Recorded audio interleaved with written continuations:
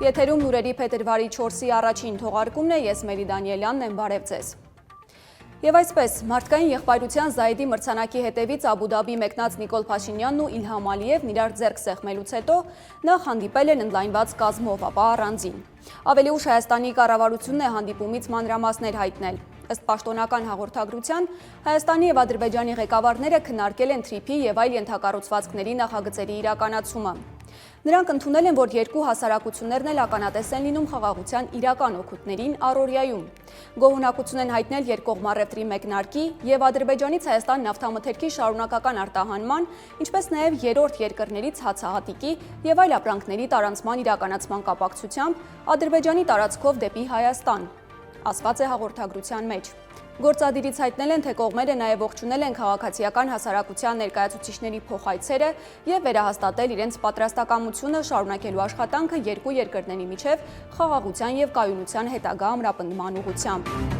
Մինչև Փաշինյանն ու Ալիևը Աբու Դաբիում առևտրատնտեսական համագործակցության հարցեր կքննարկեին, Ադրբեջանի տարածքով Հայաստան հասավ ռուսական հացահատիկի նոր խմբաքանակ, 25 վագոն, 1746 տոննա ընդհանուր քաշով։ Հիշեցնեմ, 2025-ի նոյեմբերի 6-ին Ռուսաստանից Ադրբեջանի տարածքի երկաթուղով Հայաստան էր տեղափոխվել շուրջ 1000 տոննա ցորեն։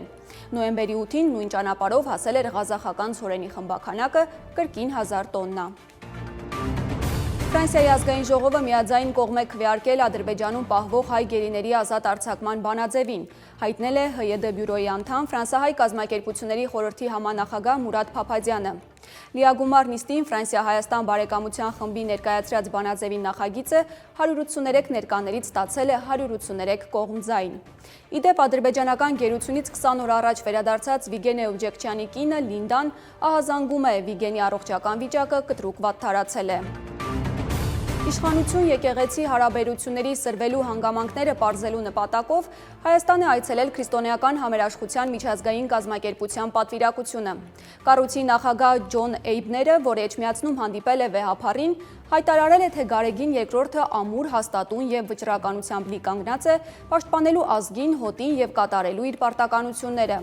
Պատվիրակությունը նաեւ այցելել է Բանտում գտնվող Բագրատ arczepiskopos Գալստանյանին։ Էյբները նշել է, որ Բագրատ Սրբազանն իրեն երկու նամակ է տվել, որոնցից մեկն ուղղված է միջազգային կրոնական ազատության վեհաժողովին, որն այս պահին տեղի է ունենում Վաշինգտոնում, իսկ մյուսը Միացյալ Նահանգների փոխնախագահ Ջեյդի Վենսին, որը շուտով կայցելի Հայաստան եւ Ադրբեջան։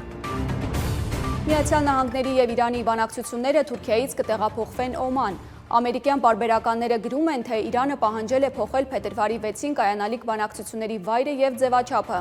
Թեհրանը ցանկանում է անցկացնել դրանք երկկողմ ձևաչափով, միայն Միացյալ Նահանգների հետ, այլ ոչ թե որպես դիտորդ մի քանի արաբական եւ մուսուլմանական երկրների մասնակցությամբ։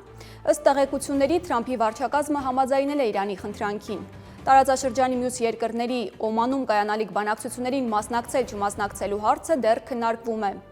Ավելի վաղ հայտնել էինք, որ ԱՄՆ բանագնաց Սթիվ Ուիթքոֆը եւ Իրանի արտգործնախարար Աբբաս Արաղչին բանակցություններ կանցկացնեն Ստամբուլում։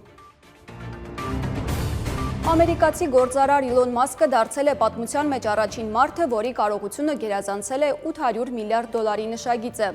Forbes-ի տվյալներով դա տեղի է ունեցել այն բանից հետո, երբ նրա հրթիռատիեզերական ընկերությունը SpaceX-ը ձեռք է բերել արհեստական բանականությամբ եւ սոցիալական ցանցերով զբաղվող նրա XAI ընկերությունը։ Forbes-ի գնահատմամբ գործարքի արդյունքում միավորված ընկերության արժեքը հասել է $1.25 տրիլիոն։ Այս գործարքի շնորհիվ Մասկի կարողությունն ավելացել է $84 միլիարդով, հասնելով ռեկորդային $852 միլիարդ։ Դեռ 2025-ի դեկտեմբերին էր հայտնի դարձել, որ Մասկը դարձել է պատմության մեջ առաջին մարդը, որի կարողությունը գերազանցել է $700 միլիարդ։ Այսքան այժմին, ավելի թարմ տեղեկություններով մենք կհանդիպենք հաջորդ թողարկմանը։